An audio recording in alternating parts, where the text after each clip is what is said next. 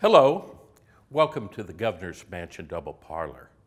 I would like to draw your attention to a photograph on a table here in the double parlor. The two gentlemen pictured here, there is a very unique story about them. The gentleman seated in the chair is the Grand Duke Alexis of Russia. The gentleman reclining with the rifle is none other than George Armstrong Custer.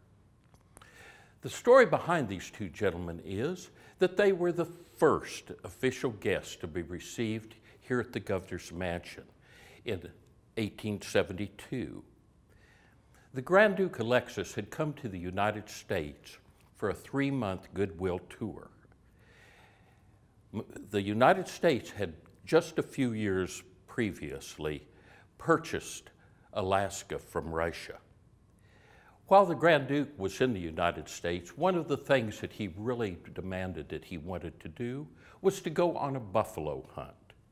So General Sheridan assigned Colonel George Custer to act as his tour guide and take him on a buffalo hunt. They boarded a luxurious train in the east and traveled westward to the plains of Nebraska.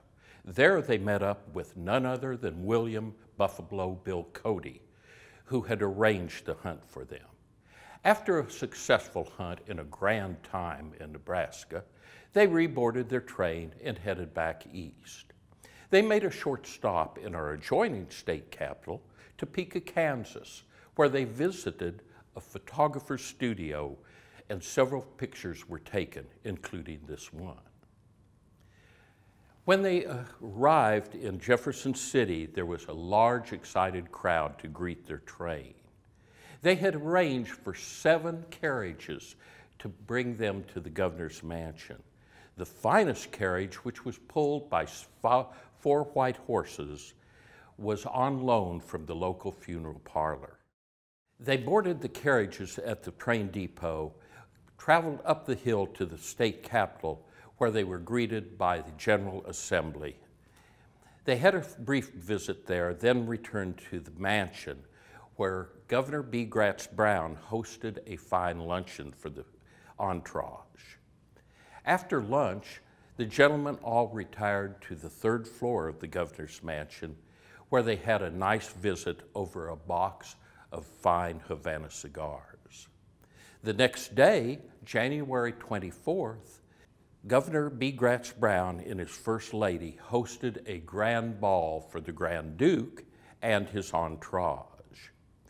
The crowd was immense. It has been estimated that there was anywhere from 1,200 upwards to 2,000 people that attended. Then the next day, the Grand Duke and his entourage left the mansion, boarded their train, and headed back easterly. Next, I would like to talk to you about this magnificent punch bowl and its under tray. The punch bowl is solid sterling silver as well as the tray. It had been tradition for states in our country that had battleships named after them to furnish silver for those battleships. This beautiful punch bowl was given by the state of Missouri citizens to the Department of Navy for the first USS Missouri battleship that was commissioned in 1903. That battleship served during World War I and later was decommissioned in 1919 and scrapped. The punch bowl, along with other silver pieces, was put into storage, then brought out of storage and put on the battleship that we're most familiar with, USS Missouri BB-63. The USS Missouri, also known as Big Mo, is where the Japanese surrendered themselves at the end of World War II. Then, later, the USS Missouri BB-63 served in the Korean conflict, the Vietnam War, as well as the Gulf War. And now that wonderful battleship is a floating museum in Pearl Harbor. In the year 2010, the punch bowl left us for a short period of time. The Department of Navy contacted the Governor's Mansion and requested the punch bowl be returned to them. Of course, the first question was, what are you going to do with it and will we get it returned? Well, they explained that it would be used for the christening ceremony for the newest USS Missouri. So the punch bowl was taken to Groton, Connecticut, where it was used for the christening of the newest USS Missouri, a Virginia-class attack submarine designated SSN 780. Thank you all.